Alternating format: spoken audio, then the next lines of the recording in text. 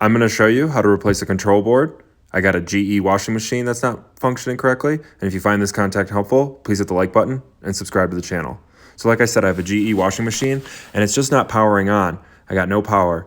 So if you open up the door, you can search the manufacturer website for the model number, find the correct part number, and because this isn't getting power, I'm kind of making an assumption that the control board is bad.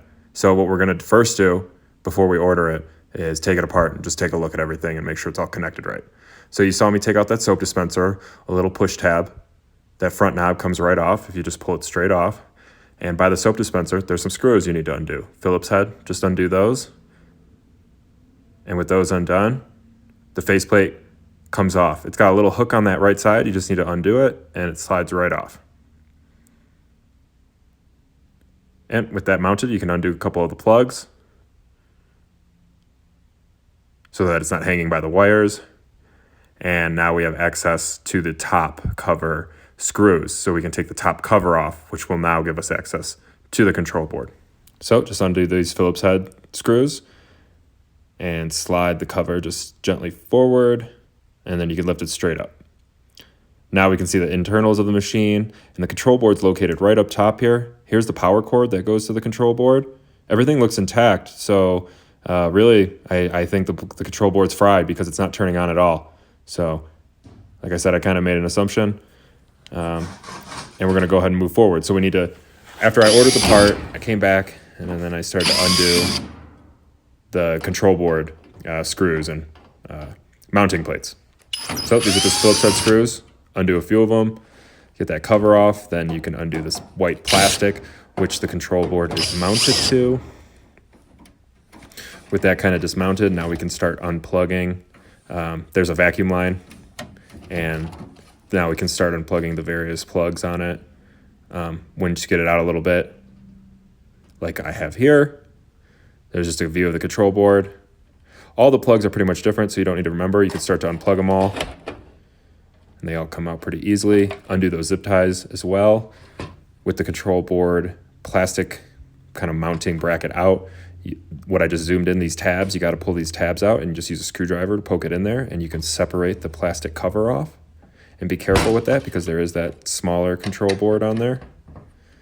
But with that plastic off, we can now undo a couple Phillips head screws, get the control board out. There's the bad control board and the new one I ordered. I always order OEM parts. This one came secondhand from a supplier, but it is OEM on Amazon. OEM meaning it was built by GE, not aftermarket. So just secure that control board back in, do everything in reverse order, secure that plastic control board mounting bracket, it just pops right on. There's 6 tabs, make sure they're all secure. That was a zip tie from earlier.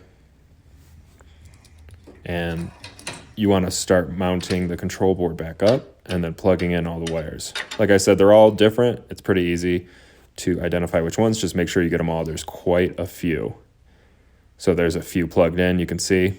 You know it's plugged in because you'll hear this nice clicking noise when they click in. And there's the power cord. We'll save that one for last. But we plugged in all that we could.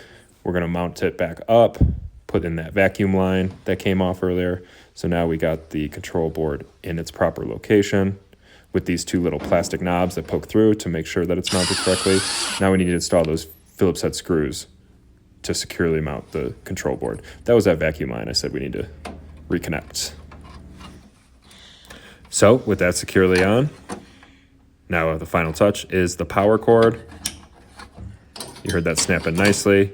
Put on this bracket, secure with the Phillips head screws.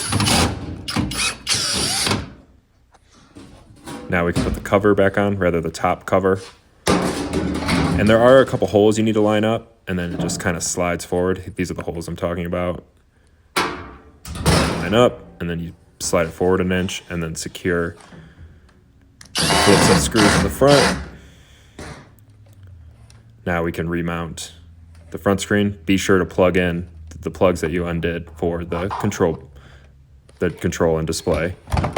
But line those tabs up. and then secure those Phillips head screws on the soap dispenser. You can see here I'm not lining it up, but you need to line that soap dispenser up with the front panel. And when you turn the machine on for the first time, you'll notice the power, with just the power cord, it's blinking. We need to program it to the control board. There's only 3 options, which were indicated on the control board. We're going to go with option 1. All you need to do is press the start button, select 1. Then press and hold the start pause button to lock in that option. This just lets the computer know which control board and which model it's going into. So now we restart it and it recognizes the control board and it'll work as proper. You can select the mode and everything. But we're just going to finish assembling everything, which includes putting in the soap dispenser, which is why that needed to line up just so, which is why I mentioned that. And you need to reattach the knob. It only goes on a certain way, but just make sure it's securely clicked on.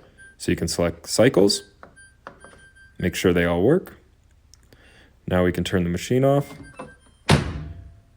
or start it. And again, there's the model number on the inside.